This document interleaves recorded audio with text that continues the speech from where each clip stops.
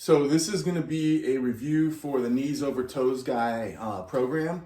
I've been doing it now for about 6-7 weeks, so it's a fair amount of time to kind of just share my thoughts on the program. I actually just got done playing a basketball game this morning, so that's why I wanted to do this video now, because of how my body feels right now. So three things that I think are important to share about the program that have specifically helped me and kind of changed my outlook on training, but specifically training for sports. So the first thing is the program. You do a lot of sled work. That's like how you start every session. Even on the sessions where you're not doing any strength training, flexibility sessions. You pull a sled and you push a sled. So I just have my tire sled, and I use some tie down straps with some plastic handles that I made for them. So you don't have to spend money on it. I just throw some weights in there. But what I've done too with that, because sometimes I live in the Northeast, it's really cold out. It's like single digits today. What I found was if I did it on my lawn, especially in the cold when it's snowy and stuff, it tears up the lawn. So I just keep the tire sled in the back of my truck. And then when I get off of work, there's a parking lot, near where I work, and I just hit that thing, back and forth. I probably do like 3 or 4 rounds of maybe 100 yards. So pulling it backwards and forwards. And that's how I hit that, every day. So there's that piece of it. The sled pulling has done wonders for my knees, just specifically, training the teardrop muscle that protects the knee. So that's the first part of it. Second part is the program really hits a lot of weak points and undertrained points, I should say. So yes, they were weaker, but they were undertrained, definitely. So a few examples of that is the hip flexors. That's something that you regularly train in the program. And just to give you an example of that, prior to doing the program, I really couldn't hold my knee above parallel. I mean, now it just, goes right up and it stays there. It's locked in. So there's a few exercises that you can do for that with the hip flexors. Another one that's undertrained, definitely hamstrings. Training in my garage. I haven't been able to do, too much. I would hit hamstrings here and there, but I figured out a way to do Nordics, which are a big part of the program. And I'm just doing the eccentric part of it. I can't do the concentric yet, but I'm working on it. And then he even has in there for hamstrings, you strap a dumbbell to your foot and, just do a dumbbell curl with a 15-pound dumbbell on your foot. And man, that's a tough exercise. So it really hits the hamstrings. Another muscle that has just done wonders for me, especially playing basketball, is the tibialis. So being able to train that's a big part of the program. You can lean against the wall and just do tib raises. So you're leaning against the wall and you're just raising your toes. I'll put some video of that later on this video. You can strap a dumbbell to your foot, lean it off a bench, and then raise your toes that way. But really, training your tibialis, what I've noticed and what the Kneesovertoesguy explained, is that it helps you with deceleration. So when you're, I play basketball, so landing on a jump, running and then stopping suddenly, that you're decelerating, and you need to train those muscles to actually decelerate. So, I mean, it's just been night and day. I really have to say, I'm 48 years old. Usually when I would play basketball, and this started about when I was 30, I'd be real sore after a game. Full court game, my knees would be a little achy, my hips, my back, even shoulders, everything would just kind of be achy for a day or two. I can honestly say that those pains have gone away. I know I've only been doing it about 6-7 weeks. But I really feel I could go out and do a workout right now if I had to. I just played about an hour ago, basketball. So there's that piece. And then, the soleus too. So I tore this Achilles a long time ago.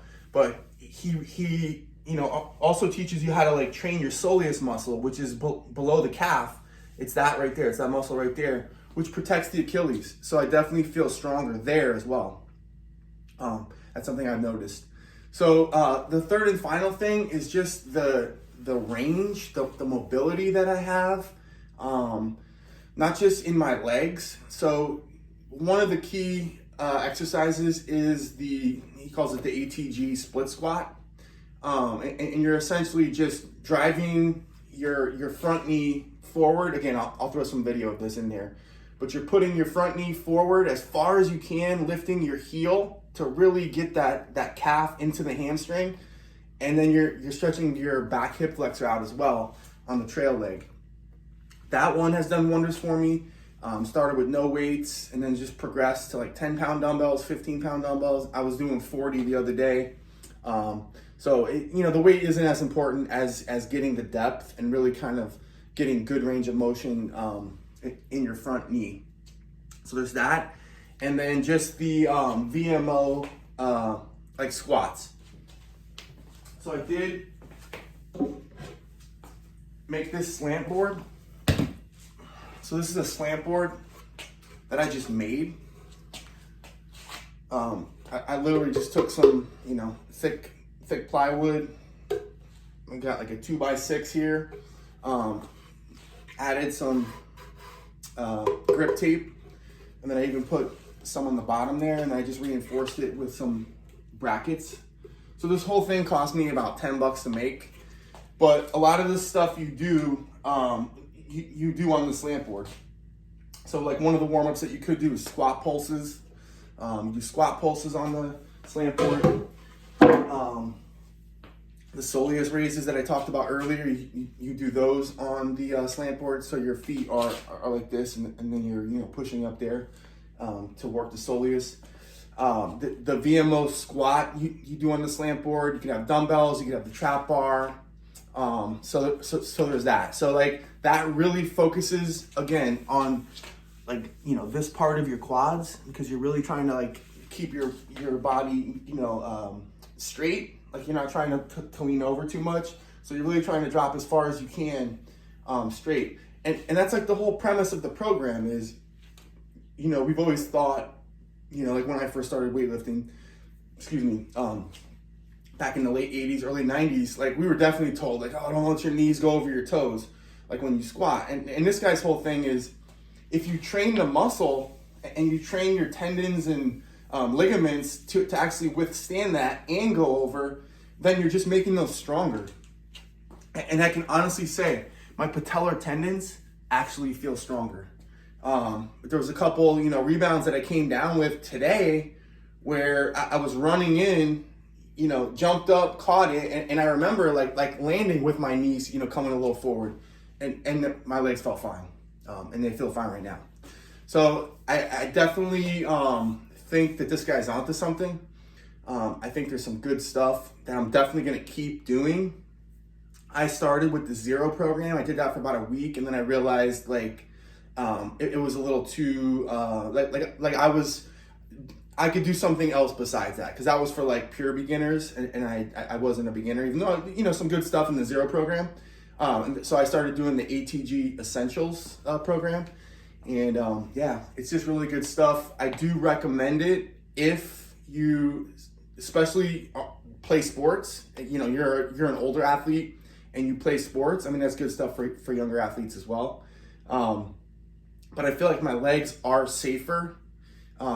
Injuries can happen. I know, nobody can be 100% injury proof, but I feel like now I'm preparing my body to go out and do the things that I'm asking it to do. And I prepared it as best I could. So the ATG stuff, the online coaching, that was a good experience with the app. It was very easy. If no one's ever done that, I recommend the Kneesovertoesguy. This is not any kind of a paid sponsorship, so don't worry about that. This is just my thoughts on this.